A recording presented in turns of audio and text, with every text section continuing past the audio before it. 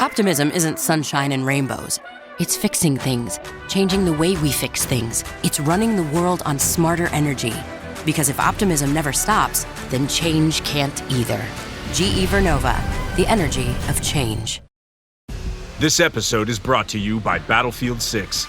Battlefield 6 is the ultimate all-out warfare experience. Rip through the skies in aerial dogfights. Demolish your surroundings for a strategic advantage. Harness complete control over every action and movement using the kinesthetic combat system. Drop into multiplayer with your squad, or fight furiously as a member of the Dagger 1-3 squad in a gritty, adrenaline-fueled single-player campaign where you'll defend a world on the edge of collapse. Welcome to another about to be awesome. That's a promise, not just a prediction, episode of the High Volume Hiring Podcast. I am one of your co-hosts, Stephen Rothberg. I'm the founder of College Recruiter job search site. And I am joined here by my also awesome, not just predicted to be awesome, co-host. Hi, everyone. Jeanette, Leeds. I'm at AMS, Managing Director and EVP focused on our high volume solutions. And we are here today with dun, dun, dun. There's the caption. James, I know, as it's coming up, who is the Managing Director from ThinkInCircles. James, welcome. We're so thrilled to have you here today. Oh, it's an absolute pleasure. Can I say was it long time listener, first time caller, or something like that? It's an absolute pleasure to be here. Thank you very much for the invite. Really looking forward to the next kind of 15-20 minutes. Awesome. Well, we have on our title today for, was it episode 56? I think I saw pop up. Yeah. The big question. 56 too many. 50, no. We have long-time listeners. So the big question is, for today's topic is, are robots taking over? Is AI taking over the world? And so since we talk about high volume recruiting here, what do you think, James? Do you think high volume recruiters are being replaced by AI? Big question. Yeah, I mean, Let's start with the biggest question of all, right? Biggest question of all. Before we, forget about the details. Let's just go there. Right? Do you want the yes or no answer, or do you want the kind of the details? So, I think there is a situation where significant chunks of that process are going to be replaced by AI, but for the better. Okay, that's the situation, I think. And you may well hear this from a lot of people who are talking around kind of AI at the minute. And it's not just kind of people trying not to scaremonger everybody that everyone's going to be replaced by robots. I think it is a situation. And I think this kind of actually, it's going to make these kind of high volume recruiters way more efficient, right? Way more efficient than they are at the minute with scalability, et cetera, which we can kind of obviously dive into. So the answer is no, but bits of it will be, and probably the boring bits, the bits that should be kind of replaced, right, are the bits that are going to be replaced, basically. Yeah, but still leave someone actually in the middle of it to be, generally consultative, which recruitment consultants, TA managers, TA leaders should really be, right? That's the kind of bit they should be. That's the human at the center of it all, right?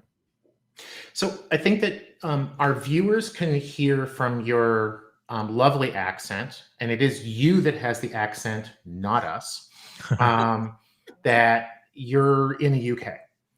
For the viewers who don't know ThinkInCircles, maybe give us a little bit of context. What do you do? Sure.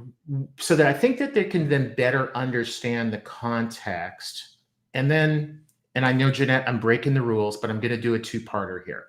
So as I was talking with James in the green room just before we went live, I was watching his video podcast this morning on YouTube, and he had a guest Stanislaw on. And I think that it was Stan who used the analogy of the lamplighters. So maybe you can give people a little bit of this is, who you're talking to, and then talk a little bit about that, because I thought that was a great analogy. Sure. So I run ThinkInCircles, and we're a marketing agency that specifically works in the HR and recruitment space. And we are currently doing a lot around AI and automation with our clients. So this is a hot topic and kind of has been for a while, but only now is starting to kind of become more and more kind of taken up by the people that we work with, our clients, and those kinds of conversations. Because only now it's starting to kind of not necessarily reach maturity, but get to a point where it's way more accessible and way more deliverable and way more kind of deployable than it necessarily has before. And as you said, yeah, we also run a podcast ourselves, and we had Stanislaw Vasovic, who's now with Scotty AI, talking around kind of the what's going to be replaced by the robots, basically, which bits of the process, and also how that's going to affect the different people involved in the process. So the candidates applying for jobs, the recruiters themselves, and if you're a recruitment agency, how it will affect those as well. I think some of the really interesting stuff actually is coming from the candidate side as opposed to the actual kind of delivery side on the TA side, right? The TA side is that, from recruitment, it's quite a standard process, right? It is, you've got a role, you need to fill that role, you need to find the best candidates to fill that role, you go out to market, find the best candidates, they apply, you interview, boom, right? However you speed up that process, or however a robot might be employed in that process, it doesn't really change. The real big change, I think, that when I kind of spoke to Stan, is on the candidate side, where you've now got in a position as a candidate, you can send out your robots, your agents, to apply for you, right? So this is a situation which a lot of candidates haven't been in before. So you're getting to a point where, I want to apply, I've been made redundant, I want to apply for all these kinds of jobs.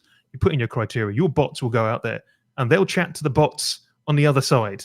I love it. And interact with those bots, and then it all kind of joins up. Basically, these bots are all talking to each other on your behalf and on the recruiter's behalf, and eventually they're now. Are we there yet? No, not quite. Right, we're not quite, but definitely almost there. Right, there are definitely businesses out there that have these kind of facilities for candidates who want to kind of apply for kind of multiple roles in an afternoon. Basically, they just press a button and away it goes. And there's definitely the stuff on the recruiter side and the TA side that can, scale this kind of stuff up, from businesses that are able to kind of like do volume interviews through AI, which is, generative AI, which understands those questions that are kind of coming in, can filter those people, can then assess them with whatever else they're doing online, looking at the CV at the same time, looking at LinkedIn profiles, and make all these kinds of decisions to basically kind of shortlist for the talent acquisition specialist. Yeah. So, I mean, when we talk about kind of AI in volume recruiting, it's both sides, basically. Leading a growing business, it's like building a plane while flying it. Team building, decision-making, and scaling all at once. At CPO Playbook, we get it. That's why our podcast, ranked in the top 10% worldwide, tackles the toughest leadership challenges with insights to help you lead smarter and grow faster. Tune into the CPO Playbook podcast, because leadership doesn't come with a manual, but we're pretty close.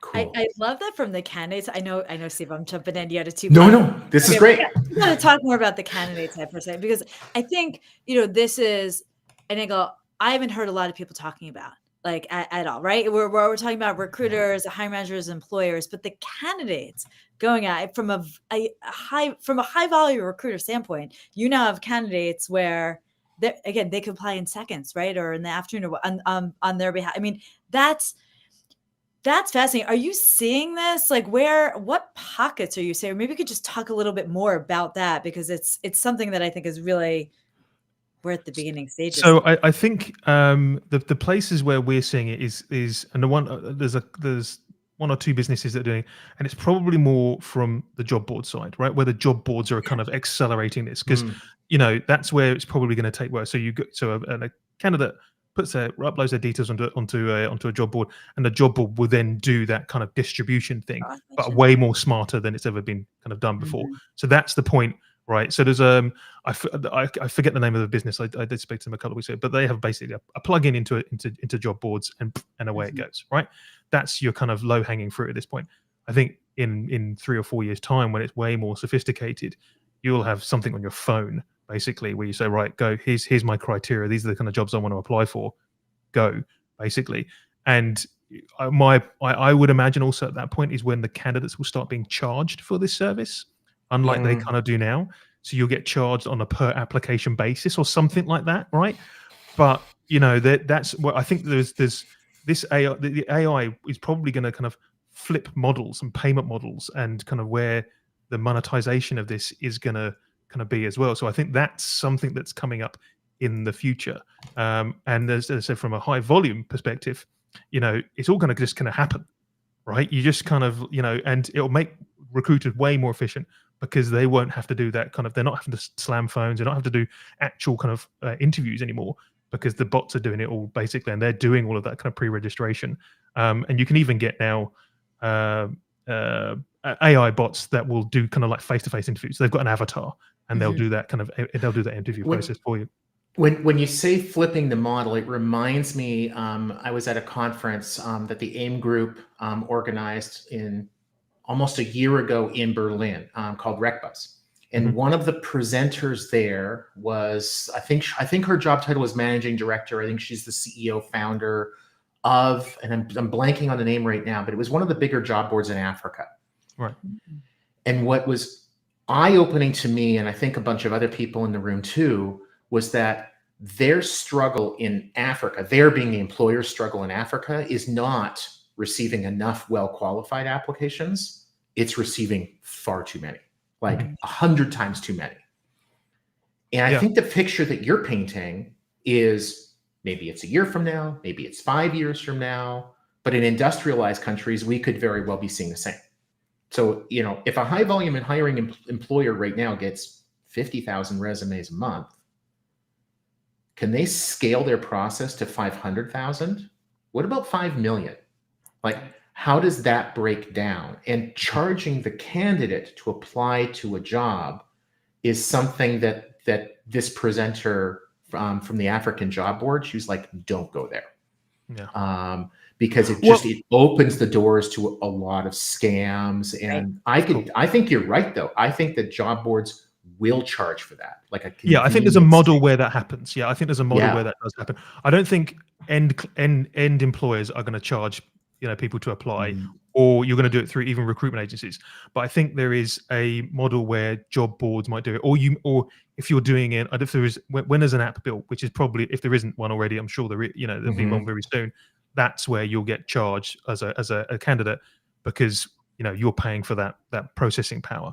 But you're right. The point you made around when you get, if you kind of scale this up to the nth degree, if you're saying like 5 million applications over a year or whatever, something like that, you can't do that's physically impossible for a human to actually, or a team of humans to deal with, right? No matter how much outsourcing you haven't seen how efficiently Jeanette works.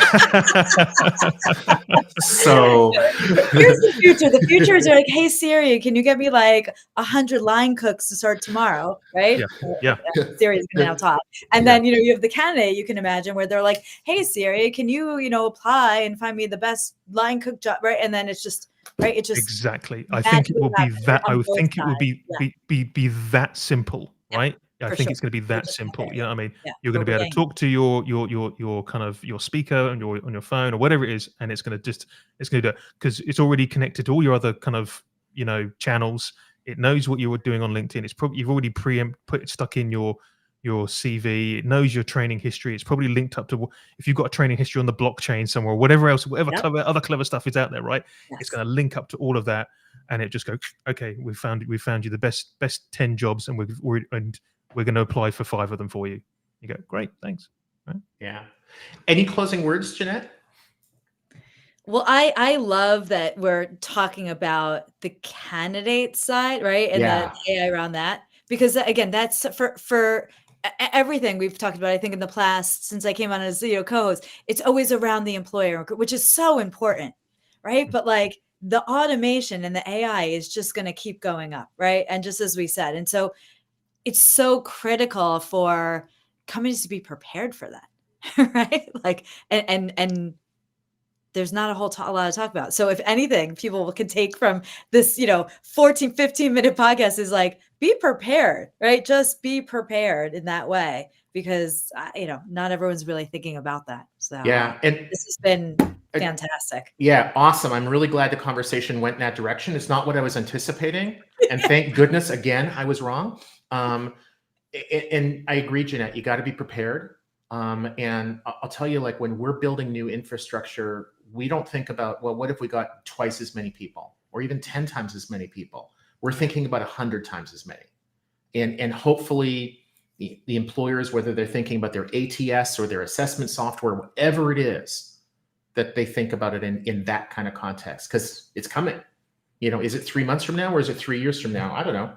But, well, James, go have a pint on me, even though it's raining in sunny old England. And cheers. It's been awesome talking with you, Jeanette, as always. Always. Thanks, everyone. Thank Enjoy you. the day or evening, wherever you are. Thanks. Take care.